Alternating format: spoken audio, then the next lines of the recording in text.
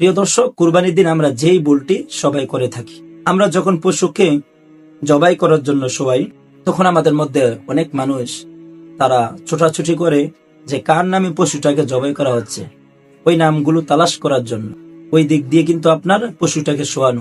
তো এই ধরনের কাজ করাটা মাকরু। এতে আল্লাহ তাআলা যে আমাদের উপর খুশি হতেন, ওই জায়গায় তিনি আমাদের উপর অসন্তুষ্ট হবেন। কারণ একটা পশুকে শুয়ে রেখে আপনি মানুষের নাম তালাশ করবেন, সেটা কখন হইতে পারে না।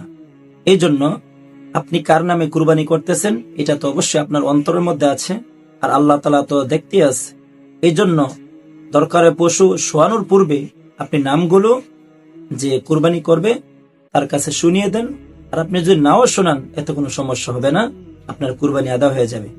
কিন্তু আমাদের কারো দ্বারা যেন এই কাজটি না হয় যে আমরা পশুকে শুয়ে রেখে আমরা নাম তালাশ করি, তাহলে দেখা গেছে আপনি নাম তালাশ করতে করতে ওই দিক দিয়ে আপনার পশুটা অনেক কষ্ট পাচ্ছে। এই জন্য আমরা এই বিষয়টা খেয়াল রাখি।